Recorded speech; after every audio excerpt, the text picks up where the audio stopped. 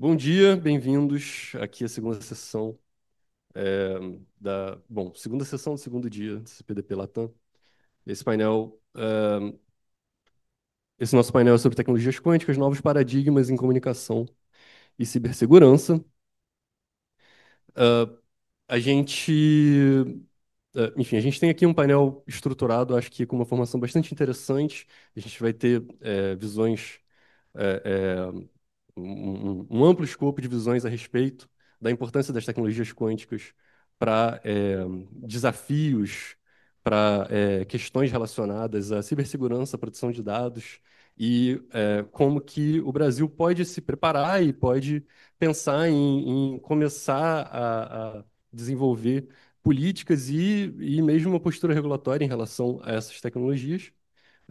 A gente vai iniciar com uma fala do Dr. Vitor Andreso, que vai fazer uma introdução ao tema das tecnologias quânticas, até porque é um tema que muitas vezes, como a gente sabe, é um tema que muitas vezes pode ser um pouco arcano para muitos públicos. Então a gente vai começar tratando em amplo escopo. Eu não quero também tomar muito tempo, o importante aqui é ouvir os nossos palestrantes.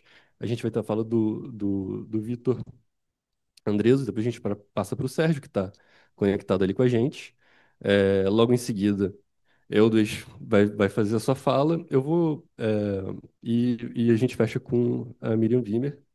É, Enfim, eu vou fazer a apresentação completa de todo mundo à medida que for é, a sua oportunidade de fala, que eu acho que faz mais sentido.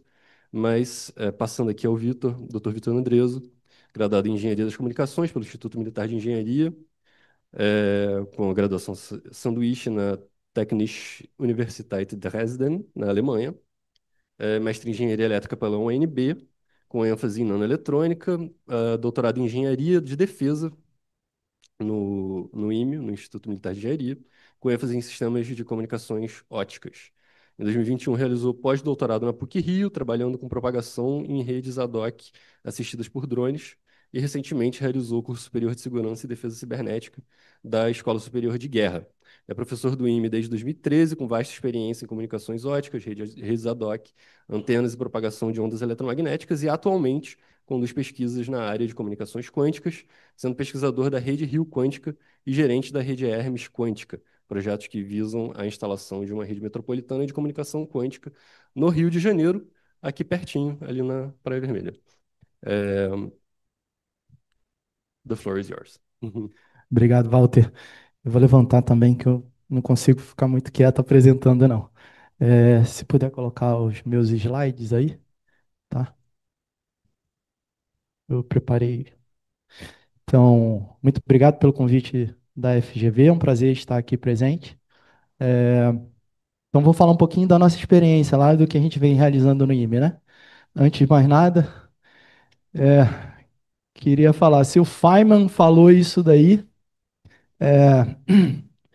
não sou eu também que vou retrucar, né? Contrariar ele. É uma área bastante difícil, né?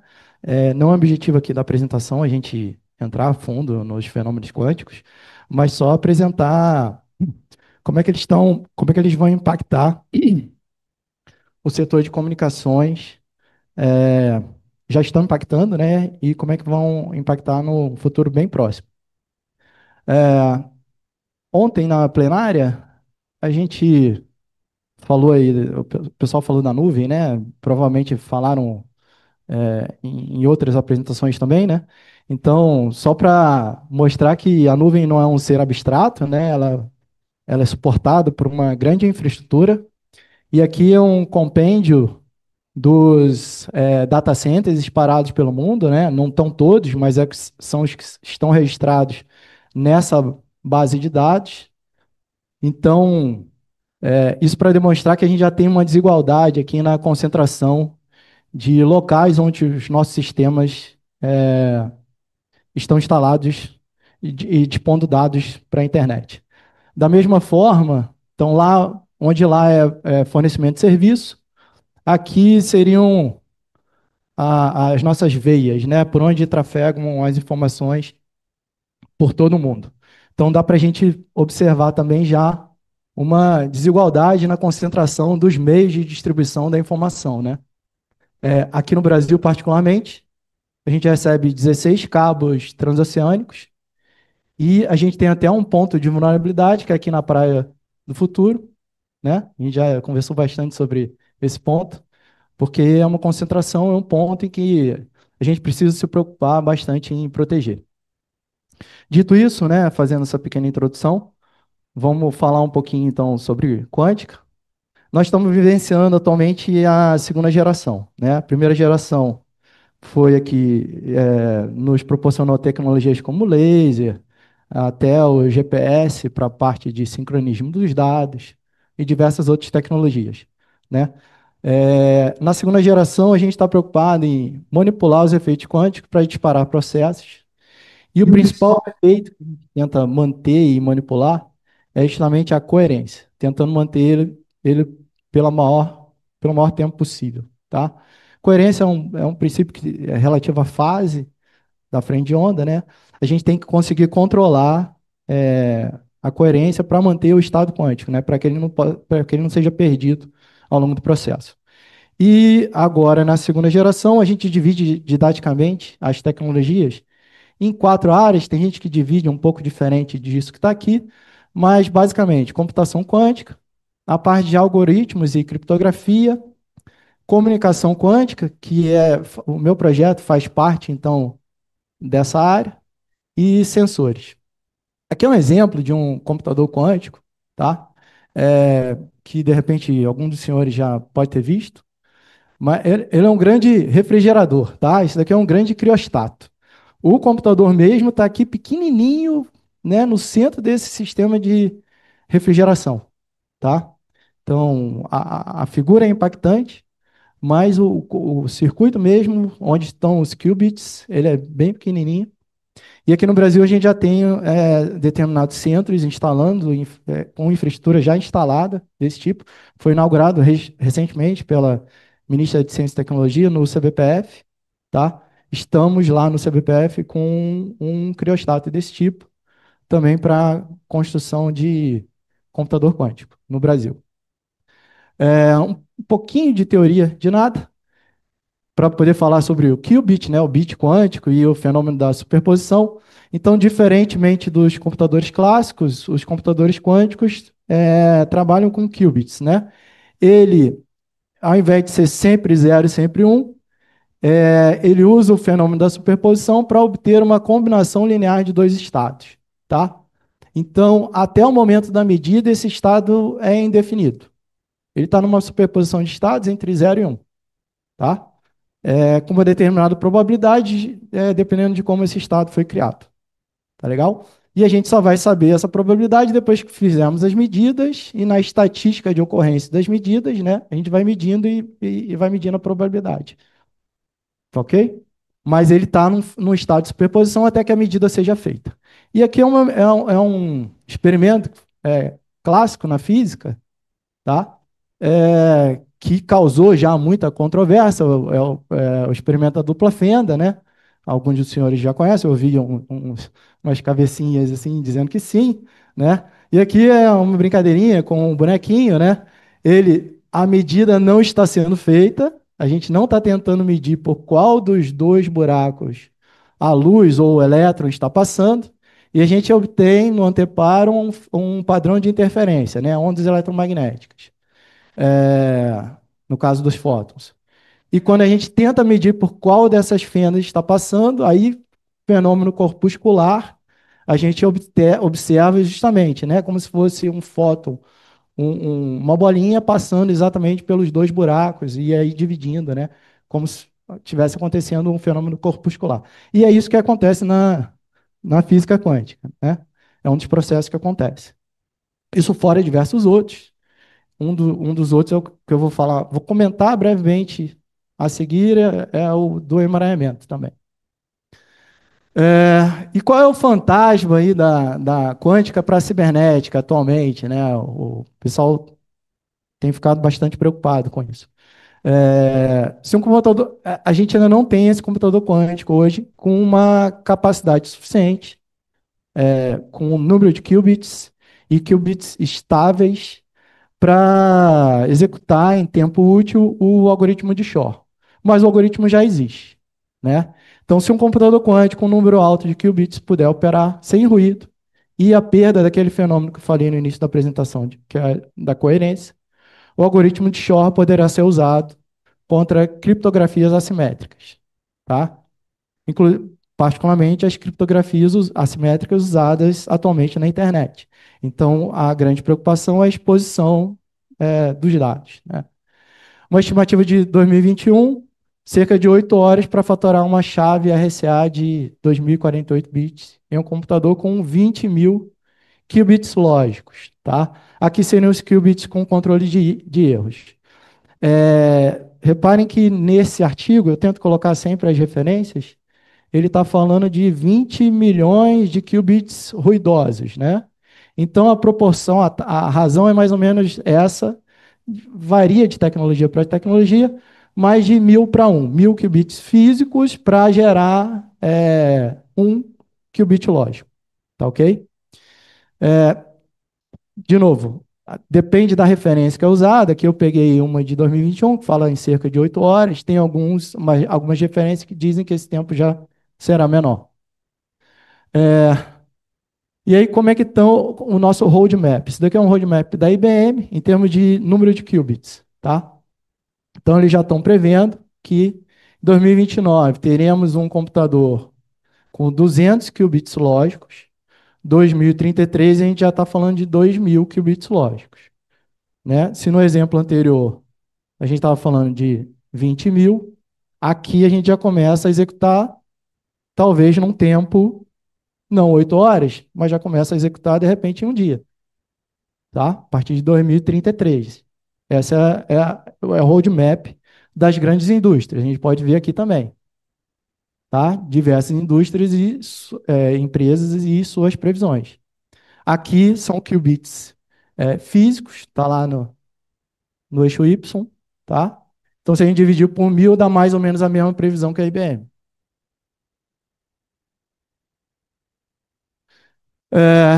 E aí, quais são as duas propostas tecnológicas para a proteção dessa vulnerabilidade que muito provavelmente será explorada, né? Aqui são os algoritmos de criptografia atuais, né? Que isso daqui também foi retirado de um artigo de 2022, bastante interessante, falando sobre eles se tornam inseguros a partir do uso do algoritmo de Shor. A gente até falou, né, das curvas elípticas, né, Jefferson? Mas que já tem certas curvas elípticas que já seriam imunes à criptografia quântica, à decriptografia por computadores quânticos, mas as curvas tradicionais, né, RSA, Diffie-Hellman e curvas elípticas estariam inseguras. Para o AES, a segurança seria um aumento da chave. Isso daqui é one time password, seria aquela segundo fator, né, que a gente recebe um códigozinho para usar uma única vez. Se é usado só uma vez, ok, tem segurança. E aqui são os algoritmos pós-quânticos, que o nome não é tão legal, né? Porque não são algoritmos quânticos, não tem nada de tecnologia quântica aqui. Continuam sendo problemas matemáticos que são mais resistentes, né, a esse processo de decriptografia por computadores quânticos. Tá? No entanto, essa solução por matemática não tem nenhuma prova concreta de que alguém não vai chegar no futuro e quebrar, né, descobrir algum outro algoritmo que faça com que esses algoritmos criptográficos sejam quebrados em tempo polinomial. E aqui vem a tecnologia que a gente vem investindo e pesquisando, né? A gente, Brasil, que é a tecnologia de distribuição quântica de chaves, tá? Essa é baseada em princípios quânticos, tá? E é o nível de segurança mais alto que existe atualmente.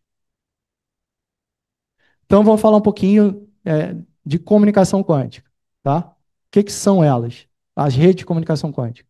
Então, elas utilizam as propriedades quânticas de partículas, usualmente fótons, para transmitir os qubits, que eu defini anteriormente, por longas distâncias, e estabelecer um canal seguro de dados. Esse canal é chamado de canal quântico. Ele é utilizado tem diversas aplicações, como a taxa de geração de chaves atualmente ainda é bem baixa, a gente normalmente utiliza esse canal para transmitir a chave criptográfica de forma mais segura que existe atualmente, né? E depois transmitir a informação pelo canal clássico, considerando-se que essa chave foi transmitida da forma mais segura possível e ela está sendo usada para criptografar os dados. Normalmente a gente propõe que seja usado também um- uma única vez essa chave criptográfica, que a gente chama de one-time pad. Então, por isso que a implementação mais tradicional é essa de QKD, Quantum Key Distribution, né? Por conta da taxa de geração de chaves. Isso aqui são as redes, o mundo inteiro está investindo em redes desse tipo, tá ok? A primeira foi uma solução da DARPA, nos Estados Unidos, mas os senhores podem perceber que até pelo tamanho do retângulo, a China é a grande propulsora, é a grande investidora em tecnologia desse tipo. A gente pode ver. Por isso que eu trouxe aqui como exemplo, né? Ela já tem uma rede com mais de 2.000 quilômetros entre Pequim e Xangai, via enlace de fibra ótica, com diversos repetidores e 2 satélites para apoio na geração e transmissão de chaves quânticas, chaves geradas por emaranhamento. Tá? Eles transmitem emaranhamento para os nós terrestres por meio desses 2 satélites. Existe uma tecnologia já mais recente, aqui apesar de ser com emaranhamento, tem um determinado ponto de falha, se a gente quiser explorar, que são os trusted nodes, né? Ela não é quântica de início ao fim, ela tem que passar por processos, né? Sai do domínio quântico, é armazenado classicamente nos trusted nodes e depois retransmitido de forma quântica. Então, se um possível atacante, o ponto de vulnerabilidade seriam os trusted nodes. O Twin Field aumenta esse alcance, diminuindo a necessidade de trusted nodes. Já que a gente está entrando um pouco depois deles, a gente já tenta entrar, né, no que a gente vem desenvolvendo aqui, particularmente no Rio de Janeiro, utilizando uma técnica mais avançada. Tá? E aí vem o que a gente está fazendo aqui no Rio de Janeiro, a rede Rio Quântica. Foi bastante divulgada a partir do ano passado, tá? Então, uma revista começou com essa revista, pesquisa da FAPESP, apresentando os principais desenvolvimentos no Brasil, é, a nossa solução na rede Rio Quântica, uma em Pernambuco e outra na Federal de São Carlos também. Existem outros centros também desenvolvendo, correndo atrás de comunicação quântica, como o Senai Cimatec em Salvador, com técnica um pouquinho diferente da nossa, o que é legal, porque são complementares. Tá? A gente está trabalhando com variáveis discretas, eles estão trabalhando com variáveis contínuas, tá? Mas uma sinergia está bem grande para a gente chegar numa solução, numa proposta de solução para o Brasil, tanto que o próprio Senai Cimatec disponibilizou pesquisadores para trabalhar na nossa rede. Aqui é um exemplo da rede Rio Quântico, uma brincadeirinha, né, que até apareceu no slide anterior, não comentei, os nós são chamados normalmente de Alice, Bob, aqui é o Charlie Sheen representando o Charlie, né, o Deb, do Deb Lloyd, o M foi o último a entrar na rede, por isso que a gente adotou o Frank Sinatra, e a Eve, normalmente tentando, a gente brinca, né, chama de Eva ou Eve, porque faz o eavesdropping, ela está tentando fazer a escuta no canal, então eu botei a Eva Green tentando escutar todo mundo, tá? O enlace mais promissor que a gente pretende instalar já esse ano, tá? Eu recebo um equipamento da Suíça agora em agosto, para fazer entre o IME e o CBPF. E assim que eu melhorar a qualidade aqui dessa fibra ótica, a gente vai fazer PUC sendo Alice, o CBPF sendo Charlie e o IME sendo Bob, tá? O IME tem uma vantagem que a gente acabou de instalar um enlace aéreo, laser, né, de comunicação no espaço livre, e a gente está restaurando a fibra ótica que vai para o CBPF. Isso aqui é em termos de o mundo inteiro, não tenham dúvida, está investindo em tecnologias quânticas, tá? liderados aqui pela China, com 15,3 bilhões. Depois, Japão, com 7,9 e Estados Unidos, com 7,7. Tá? Estados Unidos estava na frente, o Japão passou bem recentemente, esse dado é desse ano. Brasil está sendo apresentado aqui com 16 milhões, mas não tem todos os investimentos que foram feitos. Eu contabilizei mais ou menos os outros investimentos. Nós estamos com cerca de 29, tá, milhões de dólares, competindo então com no nível de investimentos de Nova Zelândia. Tá ok? Senhores, esse ano foi. é, a ONU mesmo determinou como Ano Internacional de Celebração das Tecnologias Quânticas. Tá? Eu fico muito grato da área estar sendo bem apresentada, né? O nível de apresentações da área e de recursos também, graças a Deus, tem aumentado a partir do ano passado. E todos nós pesquisadores acreditamos que é um momento, tem sido um momento propício para que a gente invista na área. Obrigado. Obrigado. Bom, na rede a gente já tem o Charlie, a Alice e o Bob. Aí eu me pergunto quem que vai fazer o papel da Eve num pen test, ou algum exercício assim. Perfeito. Bom, com esse panorama conceitual, então a gente passa agora à fala do Sérgio. O Sérgio, da Evolution Q, ele tem contribuído ativamente para ampliar a consciência sobre os riscos quânticos e impulsionado o desenvolvimento de negócios entre as opções de mitigação no Brasil e na América Latina. Sérgio, você vai aparecer aqui para a gente no telão. Os seus slides já estão projetados e tá contigo. Maravilha. Vocês conseguem ver minha tela? Me Sim, ouvir? sua tela. Maravilha. Bom, primeiro, satisfação estar com vocês nesse evento. Obrigado pelo convite, professor, e demais. Muito legal. Então, eu vejo aqui as duas apresentações bastante complementares. O professor trouxe bastante informação interessante sobre o investimento que a gente tem feito na área de quantum. É, um passo atrás, talvez, é falar, eu trabalho aqui no Canadá, numa cidade chamada Waterloo, fica mais ou menos 1 hora de Toronto. Trabalho com Michele Mosca, que é uma autoridade aí no assunto de criptografia quântica, criptografia clássica também. É, e o nome da empresa é Evolution Q, tá?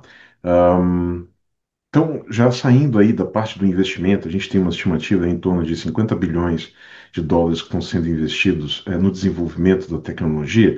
Agora a gente traz um pouquinho da visão de mercado, né? Então, em 2023, a McKinsey estimou que entre as três grandes áreas de tecnologia quântica, em 2040, esse mercado de tecnologia, aqui nós estamos falando especificamente de tecnologia, esse mercado está estimado que ele terá um tamanho de 106 bilhões de dólares.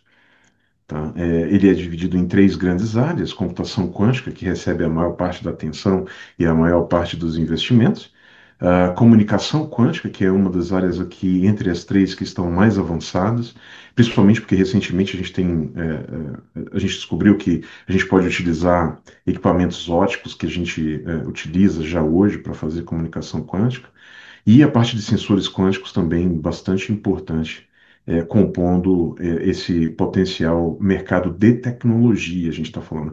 Agora, se a gente olhar para o fim, né, porque realmente interessa, tecnologia é o meio, né, é importante, a gente está desenvolvendo, a gente quer desenvolver, principalmente para quem trabalha na área, é super importante. Agora, é, a tecnologia é um meio e é um meio para a gente conseguir benefícios para um fim. Então, um fim seria as indústrias financeiras, as indústrias de óleo e gás e energia, as indústrias automotivas.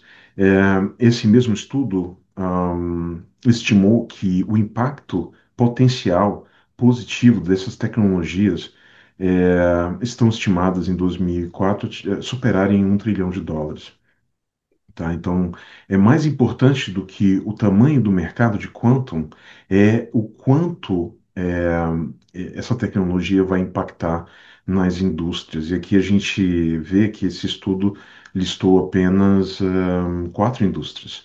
e a gente tem outras indústrias bastante importantes aqui que a gente precisa trabalhar também e entender quais são os impactos positivos, e principalmente em infraestrutura crítica, né? Então, é, eu gostaria já de introduzir a nossa conversa baseada nisso.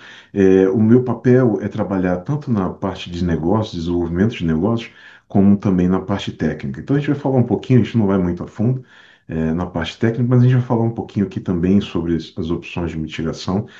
Agora, quanto, na verdade, é uma excelente notícia, certo? A gente vai poder resolver. Deixa eu tirar isso aqui e botar para algum lugar, tá bom.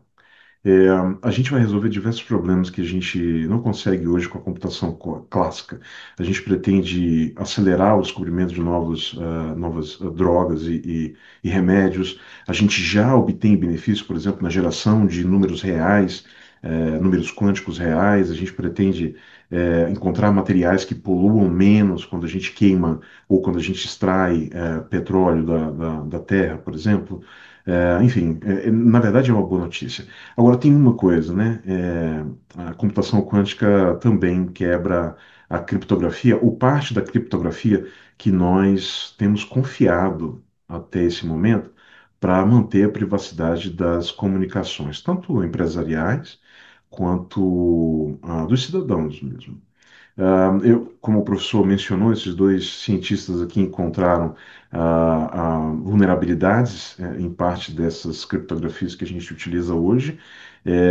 O que eu gostaria de complementar aqui é o fato de hoje a AES temos uma vulnerabilidade que ela pode ser resolvida através do tamanho o aumento do tamanho das chaves. Então é uma vulnerabilidade, mas entre as duas ela é menos crítica. Já o Shor descobriu que realmente Elliptic Curve e RSA devem ser facilmente quebrados por um computador quântico, porque o computador quântico vai ser capaz de mais facilmente fatorar números primos, né, que são a base dessas criptografias. Então, qual é o impacto que a gente tem nisso, né, na nossa vida? Falando em termos práticos da nossa vida digital, o que que isso realmente impacta na nossa vida? Praticamente tudo, seja para acessar a internet via browser, seja para fazer computação via nuvem, conectar com infraestrutura, conectar com serviços na nuvem, sistema de pagamentos, enfim, tudo que a gente utiliza hoje em algum tipo de comunicação e essa comunicação precisa ser privada, a gente está exposto. Lógico, a criptografia simétrica a gente continua protegido com relação a esse risco. A gente está falando aqui das criptografias, principalmente as criptografias assimétricas.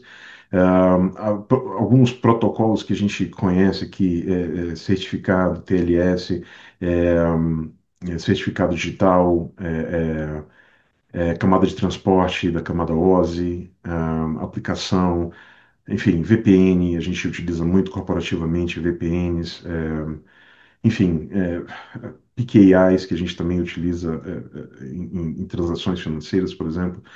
Enfim, estamos impactados por esse risco.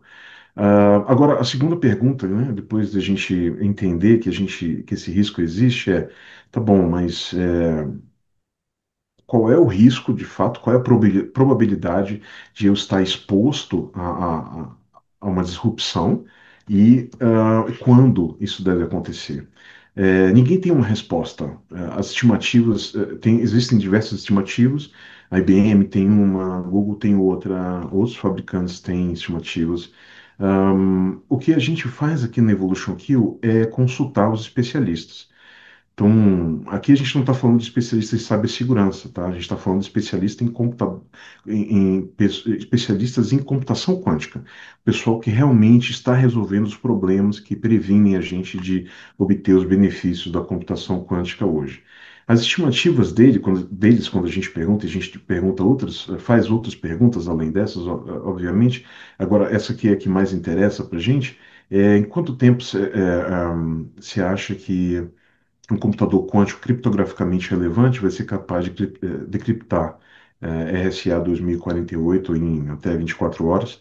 E as respostas, quando a gente analisa o passar do tempo, a confiança aumenta muito desses especialistas, né? Agora, a gente também tem uma probabilidade pequena, mas importante de ser visitada, de que isso aconteça em 5 anos, e essa probabilidade aumenta bastante em 10 anos. Tá?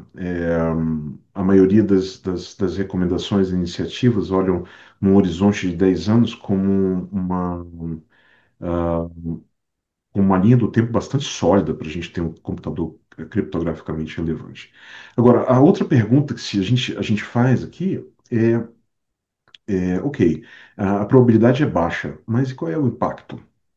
Se realmente a gente tiver uma disrupção em 5 anos, qual é o impacto que a gente vai ter? Para alguns negócios, o impacto é total, tá? Então, alguns negócios, por exemplo, meios de pagamento sem uma proteção, não podem rodar por questões regulatórias, né? Então, para algumas empresas, o impacto é muito grande. Então, além de visitar as probabilidades, a gente incentiva também que os nossos clientes visitem o impacto que teria para os negócios deles que um computador quântico criptograficamente relevante seja revelado nos próximos anos. Uma outra ferramenta bastante interessante que a gente tem aqui, essa é uma ferramenta que o Michele Mosca, meu líder aqui na Evolution Q, desenvolveu, ele é um matemático, desenvolveu e é muito reconhecido por esse teorema. Ela tem ajudado organizações a entender quando que elas precisam começar a trabalhar, tá? Quando que elas precisam começar a se preocupar com relação ao risco quântico. E preocupação a gente tem diversas, né? Dependendo com quem você está falando, as preocupações são diferentes. Agora, a equação fala o seguinte: se a somatória é melhor que quando a gente tiver um computador criptograficamente relevante, é melhor que a gente que seja depois da somatória entre o tempo de migração e o tempo que a gente tem que manter as informações seguras, seja por medidas regulatórias, seja por medidas estratégicas. Tá? Então, essa é a equação de Mosca, tem ajudado aí organizações a entender. Em geral, as organizações já começaram, as organizações que realmente não são apenas usuárias, elas já começaram a desenvolver um roadmap de migração de criptografia já há um par de anos. Algumas estão começando agora, várias já começaram já há algum tempo. E eu vou falar um pouquinho mais daqui a pouco sobre a questão da adoção. Falando um pouquinho sobre as opções de mitigação, como também o professor mencionou rapidamente, a gente tem aqui criptografia pós-quântica. A criptografia pós-quântica é uma iniciativa do NIST dos Estados Unidos. Eles criaram um concurso para receber propostas de algoritmos criptográficos que fossem resilientes à computação quântica. Esse é um processo que começou em 2016 e ano passado nós tivemos os 3 primeiros padrões publicados pelo NIST. Ahm, e essa provavelmente é a opção que a gente vai adotar primeiro no mercado, eu digo adoção ampla. Essa provavelmente é a solução que a gente vai adotar. Agora, as implementações estão maturando, então os padrões foram publicados no final do ano passado e algumas organizações que já tinham iniciado a implementação estão afinando essa implementação e outras iniciaram no momento em que esses padrões foram publicados. O downside, né, o contra dessa, não o contra, mas o risco dessa tecnologia é que, assim como as outras tecnologias que ainda também confiam na incapacidade de computadores quânticos e clássicos em processar algumas operações matemáticas, aqui a gente também tem esse risco, tá? Pode ser que, e esse seria um processo bastante natural e esperado, que a gente descubra que, na verdade, os algoritmos que nós padronizamos até o momento eles também sejam vulneráveis a computadores quânticos. Pode ser que a gente descubra isso em algum momento. Então, esse é um ponto de atenção aqui na tecnologia de pós-quântica, de algoritmos de encriptação pós-quânticos. A segunda tecnologia que a gente tem é Quantum Key Distribution, que utiliza a comunicação quântica, que utiliza emaranhamento para gerar as chaves criptográficas. Essa tecnologia é uma tecnologia que tem sido desenvolvida já há muito tempo, mais de 20 anos, e tem ganho maturidade mais recentemente à medida que o computador quântico também se materializa. Hoje, ela já tem maturidade suficiente para ser utilizada, já é utilizada há alguns anos, por organizações do mundo inteiro, é, principalmente organizações de infraestrutura crítica. Ela não confia na incapacidade de computadores clássicos e quânticos de processarem algumas operações matemáticas, mas elas usam QKD, né, QKD utiliza propriedades da mecânica quântica para notificar qualquer tentativa que eavesdropping, tente ouvir a informação que está sendo transmitida naquele canal. Tá? Sérgio, Então, a gente chama, pois não? Sérgio, desculpa, só te dar um aviso de tempo, tá? Tá, obrigado. Quanto Imagina. tempo tem? Ah, se você puder encerrar em 1 minutinho. Nossa Senhora, maravilha, beleza. É, então, vamos pular aqui. A adoção já está acontecendo, a gente tem TLS 1.3 publicados, tá? No Brasil, a gente tem algumas recomendações, na verdade, um estudo da Anatel falando sobre as preocupações com relação a tecnologias emergentes, utilizando o ASD e outros órgãos aí como benchmark. Singapura lançou uma recomendação para os CEOs de bancos para que iniciem as suas preparações. Diversos países têm recomendações e caminhos de adoção já. Os Estados Unidos têm um caminho de adoção, o Canadá e outros países também. Um, Resiliência para a gente envolve agilidade, proteção multicamada e segurança de longo prazo. Agilidade envolve inventário, gestão desse inventário e remediação, trocar as criptografias que a gente utiliza hoje nas nossas infraestruturas e indicar para os softwares quais são os algoritmos que estão sendo utilizados. Ah, Defense in depth ou defesa multicamada, a gente utilizar mais de um esquema criptográfico com mais de um tipo de criptografia, dependendo das aplicações e dependendo das necessidades, a gente combinar QKD com PQC em diferentes camadas. Os desafios regulatórios aqui, eu preciso dizer assim, eu não sei se a gente precisa de mais regulação, a gente já tem a LGPD que indica que a gente precisa preservar a privacidade dos nossos negócios, das pessoas, e a gente já tem regulações específicas. O que a gente precisa é de consciência, a gente precisa combater a desinformação relacionada à quântica, que existe bastante. A gente tem uma postura de early adopter, de adoção bastante prematura. A gente tem, por exemplo, CEPES que desenvolveu o LibArp aqui para as eleições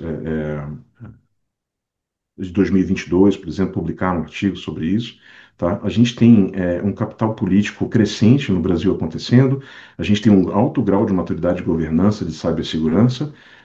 O Comando Nacional de Cibersegurança foi estabelecido faz um pouco menos de 2 anos. A CEPESC da ABIN também tem trabalhado bastante em criptografia pós-quântica, que foi quem publicou esse artigo, por exemplo. E a gente está discutindo hoje a Frente Parlamentar de Cibersegurança no Congresso.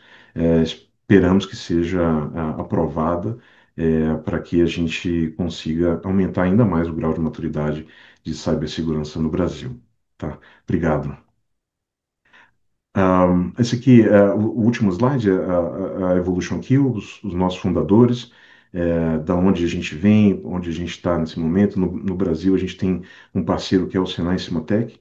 É, é isso. Obrigado. Maravilha. Muito obrigado, Sérgio. Perdão pela pressãozinha aí do Imagina. tempo, mas com sorte a gente tem tempo no final para também trocar mais uma ideia. Pronto. Bom, sim, perfeito. Ok, então agora depois dessas reflexões aqui a respeito de desafios de segurança associados também a desafios de impactos, né, sobre o mercado, que eu acho que são considerações muito interessantes, a gente passa agora para o Eudes Martins, da Petrobras. Eudes tem uma trajetória dedicada à pesquisa básica e inovação tecnológica, está alinhado a projetos que exploram o potencial estratégico das tecnologias emergentes, como Quantum e IA, para o setor de óleo e gás. Bom dia a todos. Eu vou pedir ajuda para passar meus slides, por favor, tá? Posso ajudar?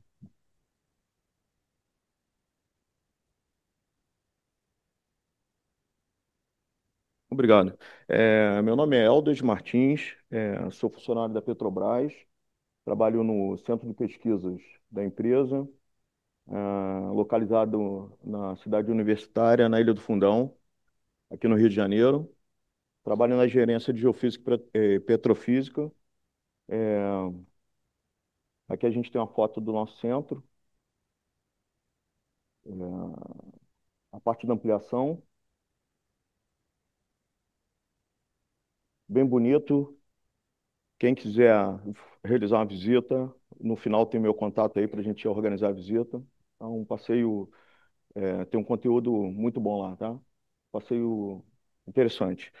Bem, é, eu atuo nessa gerência de geofísica e petrofísica, liderando a parte de iniciativa de tecnologias quânticas, tá?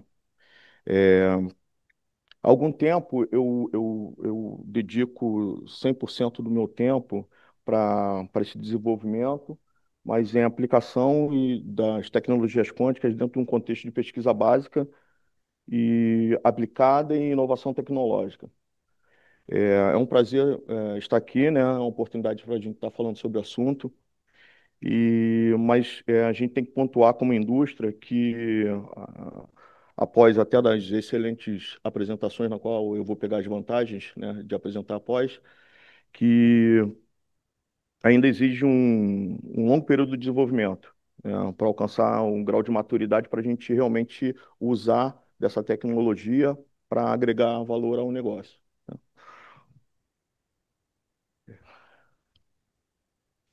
Especificamente falando em computação quântica, é uma tecnologia que é emergente, está no processo de desenvolvimento global, né? A gente vimos anteriormente no painel do Coronel Andreso o nível de investimento que estão sendo realizados no mundo, né, em vários continentes, os países, as empresas, é, as universidades, tem muito movimento governamental com relação a isso, a parte de desenvolvimento, mas a gente precisa superar muitos desafios ainda, né, relacionados à parte de correção de erros e a parte de software. Então, a parte de hardware e software precisa ter um avanço considerável para a gente. A gente acredita que computação quântica vai ser disruptivo, não só para a indústria, mas assim para a humanidade em si, tá? Esses avanços têm um potencial de transformar a forma com que se vai solucionar problemas, né? Mas a gente sabe que também são problemas complexos e certos problemas complexos que a computação quântica vai conseguir agregar valor. Dentro da companhia, nós temos direcionado esforços para que essa iniciativa que é embrionária na parte do investimento na pesquisa, ela já nasça próxima a áreas da empresa que já agregam valor, como a parte de cloud e HPC. Então, quanto ela já nasce dentro de uma gestão próxima a serviço de cloud e de nuvem. Isso faz com que que nós possamos otimizar processos de pesquisa internamente, né?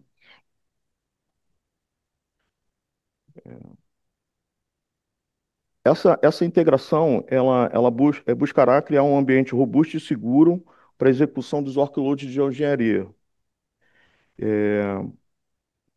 Nós temos estrutura interna já fazendo acesso a ferramentas de cloud para simulações com arquiteturas quânticas reais e simuladores quânticos. E isso vai nos ajudar a, a avançar nos nossos recursos humanos, né?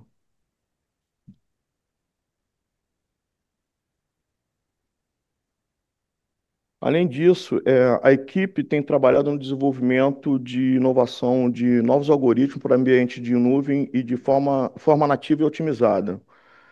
A abordagem que nós estamos fazendo já é uma abordagem híbrida e que combina a infraestrutura local e de serviço de nuvem, permitindo explorarmos arquiteturas quânticas reais e simuladores. Em termos de ações práticas, né? Em termos de ações práticas, nós estamos com as oportunidades são a forma com que a empresa se relaciona com o meio externo para poder elaborar termo de cooperação, tá? Então nesse momento tem três oportunidades abertas no nosso site, que é o nosso site de oportunidade, que está o QR Code aí na tela. Na verdade, três macroprocessos, né? Um na parte de criptografia quântica e pós-quântica, uma na parte de elaboração e desenvolvimento de algoritmos com Quantum Machine Learning e uma mais integradora com a parte de otimização de processos, tá? Com relação a- as outras formas com que nós estamos buscando ter esse desenvolvimento tecnológico e atuar no desenvolvimento de projetos com entidades externas, é, nós estamos buscando parcerias e capacitação. Então, nós estamos usando de alguns instrumentos, né, NDAs, MOUs, para poder realizar esse tipo de desenvolvimento. Já temos algumas parcerias formadas, regularizadas, estamos em desenvolvimento de algumas e estamos conversando com outras instituições, tá? Tudo isso buscando qualificar os recursos humanos e promover o intercâmbio do conhecimento, né? Essas parcerias e capacitações são essenciais para garantir que possamos avançar em nossa linha de tendências globais, tá? Eu prometi fazer uso da vantagem das apresentações anteriores e passar o bastão com tempo hábil. Então, o nosso, o, é, o fa- é, encerrando, o nosso objetivo é não apenas a gente acompanhar é, a evolução tecnológica, mas também antecipar e adaptar os problemas da nossa indústria para o contexto quântico, né? Porque executar a portabilidade do problema, pegar um problema clássico e portar ele para um contexto quântico, ele não é direto, tá? Essa portabilidade não é direta. Então tem que ter novos desenvolvimentos, você tem que programar e desenvolver para arquiteturas quânticas diferentes.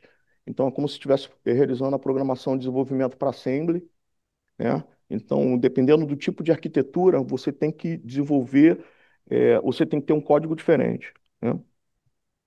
Então, mesmo que seja inicialmente problemas simples, mas portar problema da indústria para esse contexto quântico, tá? Isso visando a portabilidade dos problemas clássicos e a escalabilidade futura. Então, a partir do momento que você porta ele para o contexto quântico, à medida que a tecnologia evoluir e você tem a possibilidade de realizar modelagens num contexto de um problema mais realístico, a gente já vai estar preparado para isso, tá? É, Toda essa abordagem só faz fortalecer a construção de um ecossistema sólido e sustentável e promover o desenvolvimento e aplicação de tecnologias quânticas num contexto de pesquisa básica aplicada, tá? Então, eu gostaria de agradecer a todos os colegas da Petrobras que ajudaram, que nós tivemos um grupo de trabalho onde é, dedicamos um esforço para elaborar algumas iniciativas que estão sendo agora colocadas em prática, né? Foi um grupo de trabalho bem representativo, com 8 gerências gerais, 5 gerências executivas e 3 diretorias, então foi bem representativo e, e é isso. Muito obrigado.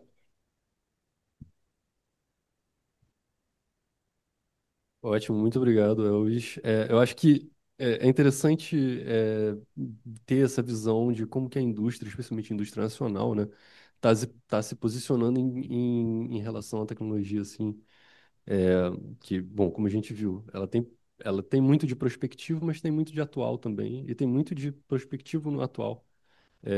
Então, sim, vamos passar agora para costurar todo esse arcabouço que a gente está construindo aqui. A gente vai passar para Miriam. Miriam Wimmer é doutora em comunicação pela UNB, mestre em Direito Público e graduada em Direito pela UERJ.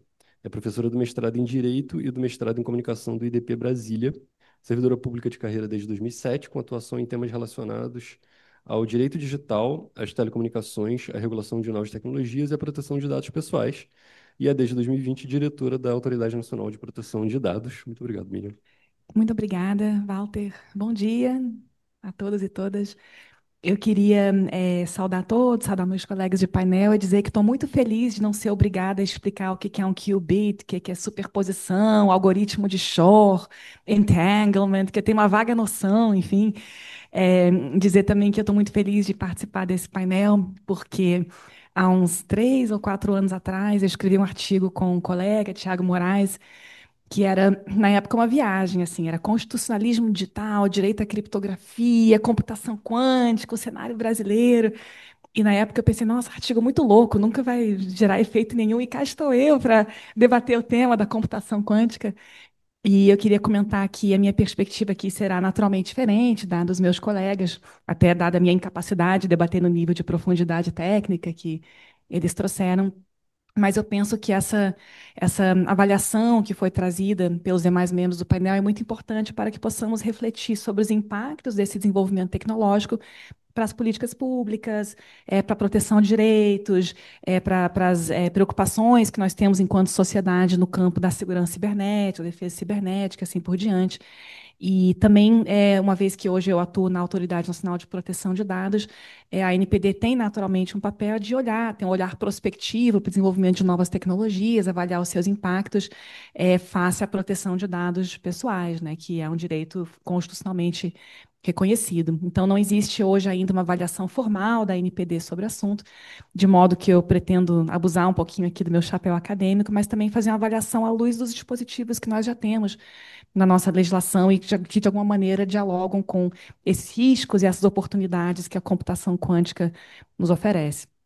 E eu acho que aqui, assim, não tem necessidade nenhuma de eu repisar esses temas, mas apenas reforçar, endossar o que meus colegas já trouxeram, no sentido de que existe um potencial positivo, mas também um risco, sobretudo, em função da vulnerabilidade dos principais sistemas de criptografia que a gente usa hoje em dia, né? E eu endossaria que, embora não seja uma ameaça imediata, como dito pelo Sérgio, é preciso que a gente olhe com atenção para o tema, inclusive porque existe um risco de coleta de dados hoje para que sejam descriptografados futuramente, enfim. Então, já é um cenário que se apresenta como preocupador e que exige algum tipo de preocupação. E aí é só isso que eu vou falar sobre os aspectos técnicos, conforme prometido. Mas eu acho que nesse contexto em que a gente discute novas ameaças, novas vulnerabilidades, também é muito importante lembrar o pioneirismo que o Brasil teve, a atenção que esse país sempre dedicou aos direitos no ambiente digital, né? Então, desde a época do Marco Civil da Internet, que a gente discute a ideia de direitos, deveres, garantias, obrigações, né? Também depois com a Lei Geral de Proteção de Dados, que estabelece uma série de responsabilidades, de obrigações aos controladores, aos operadores e também direitos para os titulares de dados, que a gente tem uma visão aqui no Brasil muito aprofundada sobre a ideia de que os direitos que a gente tem offline também têm que ser exercidos online, embora muitas vezes com nuances, né, com adaptações específicas ao ambiente digital. E é um pouquinho nesse contexto que, em muitos momentos, a gente tem visto surgir um debate ainda emergente, ainda carente de densidade conceitual sobre a ideia de um direito à criptografia mesmo, né? E eu não vou aqui defender que exista, não existe direito à criptografia, mas apenas pontuar que, no âmbito de uma discussão teórica mais ampla sobre constitucionalismo digital, sobre essa necessidade de reequilibrar, né, os poderes que são alterados em função da dinâmica das novas tecnologias, em função da assunção de um poder mais significativo por atores não estatais, muitas vezes nós, como sociedade, temos que nos debruçar sobre mecanismos para contrabalancear esse desequilíbrio de poderes, né? E é nesse contexto que muitas vezes surgem os debates de afirmação de novos direitos, de afirmação de novos conceitos, de defesa de novos mecanismos para viabilizar direitos fundamentais. Então, se a gente olha para a nossa Constituição, a gente tem lá liberdade de expressão, liberdade de associação, privacidade, proteção de dados pessoais, sigilo das comunicações, né? São direitos muito tradicionais, mas que no ambiente digital e com o fortalecimento de novas tecnologias, ensejam reflexões também sobre novas ferramentas. Então, a gente começa a falar, por exemplo, sei lá, de soberania digital, um tema que está muito em voga atualmente, né? Neutralidade de rede, um tema que foi super discutido na época do Marco Civil da Internet. Um direito à comunicação anônima como viabilizador da liberdade de expressão. Criptografia, outras tecnologias que são amigas da privacidade, né? Privacy Enhancing Technologies. Então, nesse contexto, cada vez mais se tem reconhecido a criptografia, se não um direito fundamental autônomo, mas um mecanismo, uma ferramenta que viabiliza o exercício de outros direitos, né? Uma ferramenta de proteção contra a vigilância excessiva, seja estatal, seja por parte de atores privados. E essa é uma afirmação que a gente encontra em muitos documentos internacionais, né? No âmbito da ONU, de comissões ligadas a direitos humanos. Tem um documento da Unesco muito interessante, que trata de criptografia também, e um consenso que começa a emergir de que restrições ao exercício desse direito ou ao uso da criptografia devem ser limitadas de acordo com princípios de legalidade, necessidade, proporcionalidade, legitimidade, enfim. E só para complementar essa reflexão inicial, esse é um debate que também está posto aqui no Brasil, né? Então, muitos dos senhores e senhoras vão se lembrar daquele período lá em 2016, 17, em que a gente venceu os bloqueios de WhatsApp, né? Um tema que suscitou muitas discussões jurídicas e que acabou levando a um debate no âmbito do STF, em que a criptografia acabou se tornando um ponto de atenção do tribunal, né? Então, muito embora não haja ainda afirmações conclusivas, né, no âmbito desses casos concretos, a gente pode ver no voto de alguns ministros do STF, por exemplo, no voto do ministro Edson Fachin, a afirmação de que na internet a criptografia e o anonimato são especialmente úteis para o desenvolvimento e compartilhamento de opiniões, o que geralmente ocorre por meio de comunicações online, e que a criptografia, em especial, é um meio de se assegurar a proteção de direitos que, em uma sociedade democrática, são essenciais para a vida pública. Então, é um consenso ao qual a gente começa a chegar enquanto sociedade que o anonimato, a criptografia e outras ferramentas do tipo são instrumentos legítimos, né, de proteção de direitos fundamentais, como a liberdade de expressão, a liberdade de associação, a integridade física, moral, privacidade, etc., e de que a gente deve tratar restrições a esses direitos ou essas ferramentas no limite do que é necessário, do que é proporcional, tendo em vista outros valores também constitucionalmente protegidos. E aí eu queria dizer que, para além disso, para além desse debate sobre direitos fundamentais, a criptografia também é uma ferramenta que tangencia, que está fortemente entranhada com o tema de proteção de dados pessoais. Por quê? Porque a LGPD traz, dentre os seus princípios, o princípio da segurança, né, que impõe aos agentes de tratamento o uso de medidas técnicas e administrativas aptas a proteger os dados pessoais. E depois, indo além, né, detalhando esses princípios, a LGPD ainda vai falar, por exemplo, da necessidade de atuar preventivamente, né, no tratamento de dados pessoais, e ainda mais especificamente, né, quando se trata de incidentes de segurança que devem ser notificados à autoridade, a lei estabelece que a autoridade deve considerar, quando ela for avaliar a gravidade do incidente, eventual comprovação de que foram adotadas medidas técnicas adequadas que tornem os dados afetados ininteligíveis no âmbito e no limite técnico de seus serviços para terceiros não autorizados a acessá-los. E a NPD mesmo, assim, por exemplo, no seu guia orientativo sobre segurança da informação, também sugere o uso da criptografia como uma ferramenta apta a proteger a privacidade e o sigilo de informações pessoais. Então, eu acho que o ponto-chave aqui é que essa é uma ferramenta que é valorizada, é reconhecida, é importante no nosso ordenamento jurídico, é uma ferramenta que promove a confiança social, por exemplo, sistemas de pagamentos, até mesmo questões de segurança e defesa mesmo cibernética, não é à toa que temos um tenente-coronel aqui à mesa junto conosco, né? E esse é um cenário em que também a ANPD tem um papel de avaliar o que é a medida técnica e administrativa adequada para proteger os dados. E talvez uma primeira conclusão dessa nossa discussão aqui é de que esse é um conceito mutante, né? Um conceito dinâmico que deve evoluir com o passar do tempo, do mesmo modo que a gente discute anonimização, por exemplo, que a anonimização é um conceito que necessariamente tem que caminhar junto com a evolução tecnológica. Também a avaliação do que é a medida de segurança adequada por parte da NPD deve considerar a evolução tecnológica, os cenários potenciais e futuros, né, de possibilidade de acesso a dados que deveriam estar protegidos. E aqui eu acho que, para complicar um pouquinho esse debate, assim, conforme muito bem posto pelos meus colegas, a gente tem um contexto geopolítico também, que é importante, que seja levado em consideração. Então, a computação quântica é uma tecnologia de uso dual, quer dizer que ela tem aplicações civis e militares, né? Então, ela gera tanto impactos econômicos, né, impactos comerciais, como também impactos associados à segurança nacional. E não é por acaso que a gente viu, conforme exposto pelos meus colegas, que existe uma corrida, de fato, um esforço de muitos países em aplicar muito dinheiro para desenvolver essas tecnologias e adquirir domínio sobre elas, né? E aqui um aspecto que afeta particularmente o Brasil tem a ver com essa assimetria econômica e de disponibilidade de recursos para investimentos em ciência e tecnologia, para preparação de profissionais que estejam em condições de lidar ou de liderar, né, com essas tecnologias, num cenário em que potencialmente os impactos serão muito significativos, né, seja para a segurança nacional, seja para a competitividade mesmo de uma nação e para a confiança no ambiente digital. E, para além desses aspectos, né, o impacto desproporcional também sobre direitos fundamentais.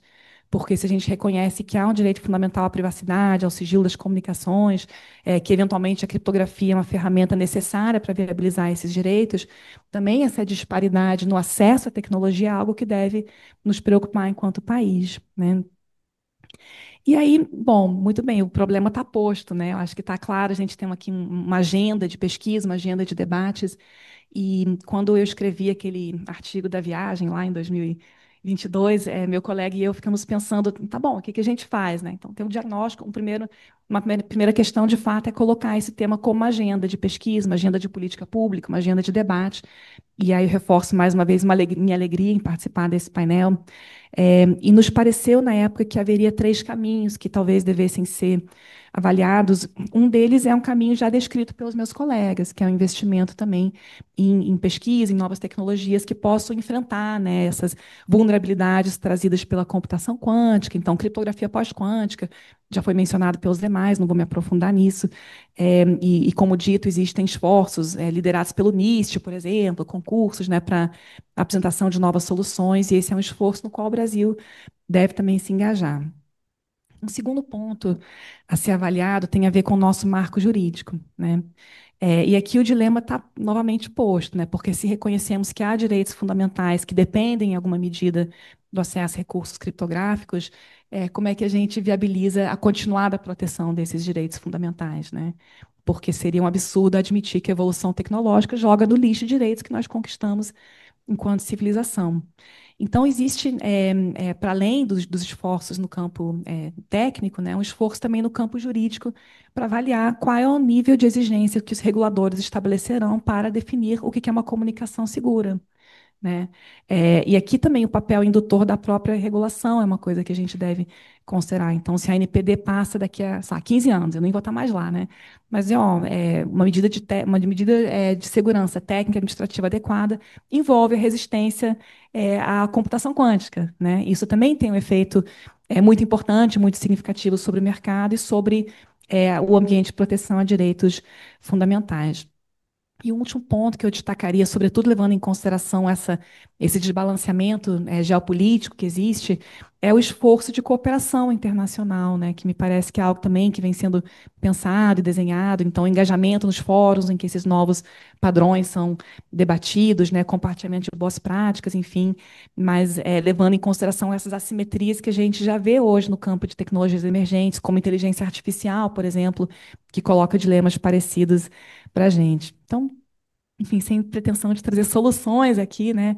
Mas acrescentando talvez uma camada de problematização às questões que meus colegas trouxeram, eu salientaria que o debate sobre padrões de criptografia pós-quântica, o debate sobre o reconhecimento dos impactos que a computação quântica pode nos trazer, positivos e negativos, é crucial para que possamos, de fato, como nação, avaliar como enfrentar esses desafios, né?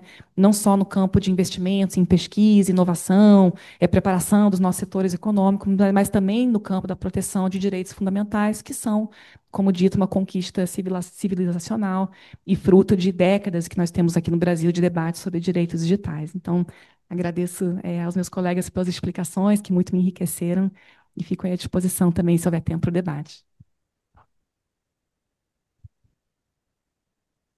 Obrigado, Miriam.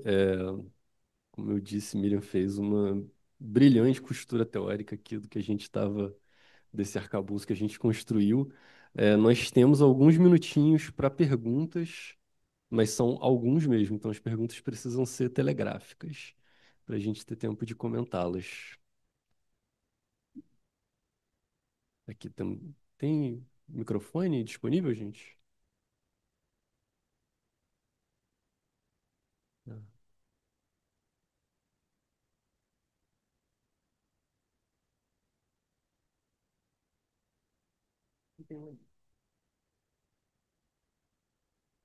Bom dia, meu nome é Bianca. Parabéns pelas apresentações de vocês. Estou aqui para aprender, né? Eu não conheço nada sobre esse assunto. E vendo a apresentação de vocês, fiquei com duas dúvidas bem técnicas. A primeira é com relação àquele gráfico, né, que mostra aquela pergunta de US$ 1 milhão, né, que todo mundo quer saber quanto tempo a gente tem ainda, né, até sermos impactados aí. E me chamou a atenção o tamanho da chave, né, que o gráfico mostra RSA 2048. E aí, não sei se ainda está assim, mas, salvo engano, esse tamanho de chave é usado para aplicações militares, né? Enfim, no uso comercial, o tamanho da chave é bem menor. 256, por aí vai, 512. E aí, existe um gráfico semelhante a esse aí que vocês mostraram para chaves menores de uso comercial, como a gente faz, né? De aplicativo de internet, né? Para transações em que o tamanho da chave é menor, ou seja, qual é o tempo que a gente tem falando de aplicações do dia a dia, né? Se existe esse estudo de tempo aí, um gráfico análogo aí a esse, que o gráfico foi mostrado aí está entre 5 e 20 anos, né? O percentual vai mudando à medida que o tempo vai passando, né? Vai convergindo aí para um tempo. A primeira pergunta é essa. E a segunda é que me pareceu, pelas explicações, que para que a comunicação seja totalmente segura de fim a fim, ela precisa ser toda com fibra ótica. Seria isso? Essas são as perguntas. É, eu acho que eu posso.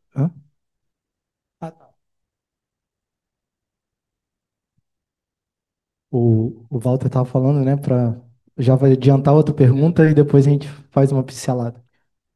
Minha pergunta vai direcionada para a doutora Miriam, exatamente por sentir que a exemplo, né, a analogia da sua menção sobre o artigo de viagem lá atrás, hoje, eu como Adriano aqui da Controladoria Geral do município do Recife, eu olho e escuto a palestra nesse mesmo sentido. Nossa, isso parece muito distante, mas não é. E do ponto de vista prático, nós, municípios, estados, administração pública, olhando para a NPD e tendo agora uma tranquilidade de que a NPD também não está num aprofundamento tão gigante nessa área.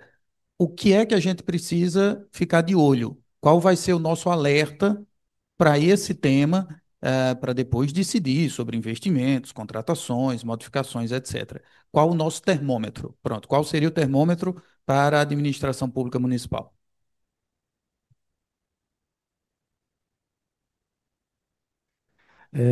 Sérgio, de repente, eu não sei se você escutou a pergunta, de repente a questão de tamanho de chave, tempo para quebra, essas coisas, perspectivas futuras. Não sei, eu posso fazer certos comentários. Eu vou começar então pela parte final da sua pergunta. Em termos de computação quântica, a gente tem diversas, quatro linhas principais, tá? O mais avançado, isso é computação quântica, né? O mais avançado é esse que eu apresentei lá por supercondutividade. Esse aqui tem apresentado a maior quantidade de qubits, tem uma dificuldade inerente que é a estabilização, né? A diminuição do ruído, e por isso que a gente usa criostatos enormes para diminuir bastante e a gente poder manter o controle do estado quântico que está ali sendo processado, tá? Então, o ruído térmico tem que ser reduzido bastante para a gente poder manter esse estado. Mas aí são tecnologias, por que está mais avançado também? Porque utilizando semicondutores, é a tecnologia atual, né? Existem átomos neutros, eu não vou me arriscar a falar todos. Existem os computadores fotônicos, que aí trabalham com luz também. Em termos de comunicação, basicamente luz, né? Para a gente poder usar os fótons como partícula que vai transmitir as propriedades quânticas, tá? É, isso a longas distâncias. Se a gente estiver pensando num barramento interno do computador como um enlace de comunicação extremamente curto, aí não, né? A gente vai trabalhar com interconexões metálicas também internas ao computador. E é por isso também, então, respondendo a última etapa, né? Sim, fótons. O que a gente discute na área é qual propriedade do fóton a gente vai utilizar como variável quântica, né?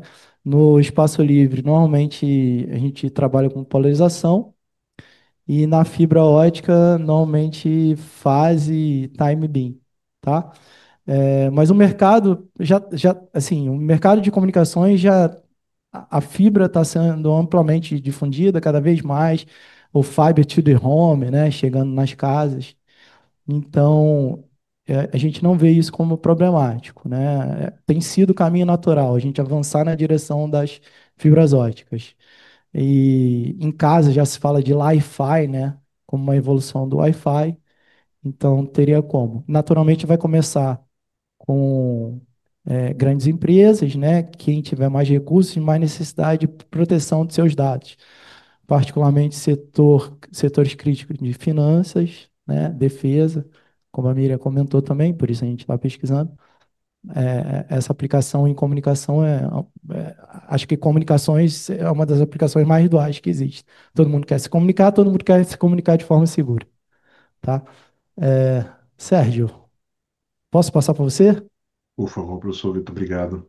Por favor. Ahm, Essa é uma boa pergunta. A gente explora a RSA 2048 porque aumentar o tamanho da chave é uma atitude comum em criptografia.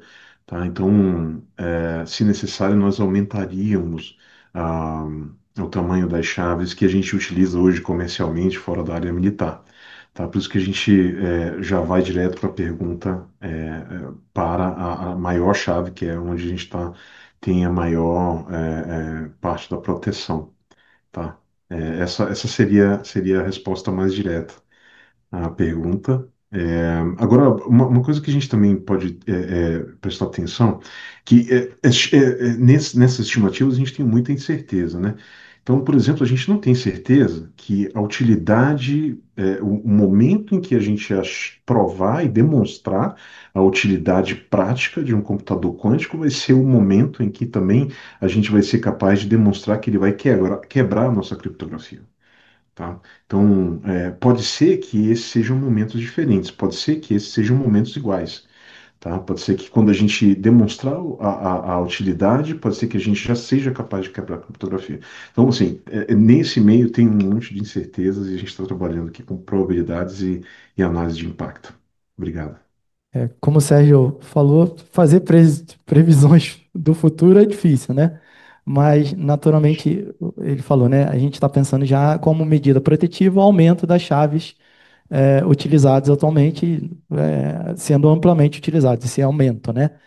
Naturalmente, se a gente continuar utilizando 256, um computador com pouco menos de qubits vai ser capaz de quebrar ou naquele tempo de 8 horas ou num tempo menor, tá ok? Quanto menor for a chave. Vamos passar para a resposta da Miriam em 2 minutinhos e aí a Dois eu até gente achei encerra. generoso, eu ia usar menos que isso.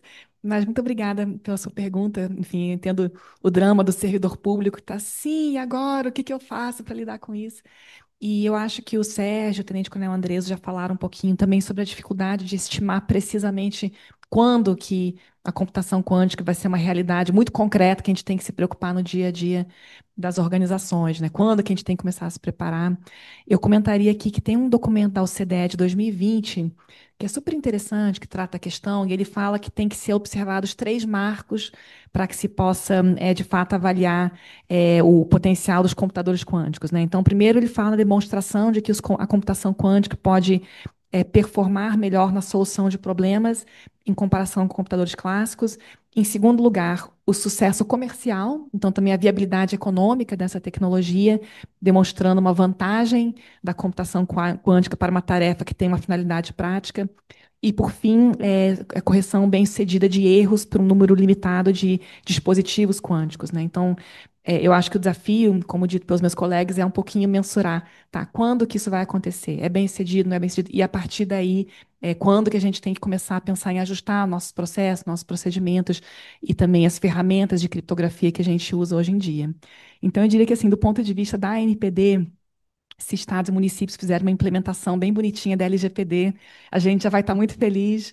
Não vamos, no momento, exigir o uso de protocolo de criptografia pós-quântica, mas eu acho que certamente é um assunto para a gente manter no nosso horizonte, assim, para os anos vindouros, né? À medida que a gente vai verificando a viabilidade ou não do uso comercial também dessas tecnologias. Obrigada pela pergunta. Bom, então eu agradeço aos nossos panelistas, agradeço os presentes aqui também pelas perguntas, pela participação e encerramos o nosso painel. Muito obrigado.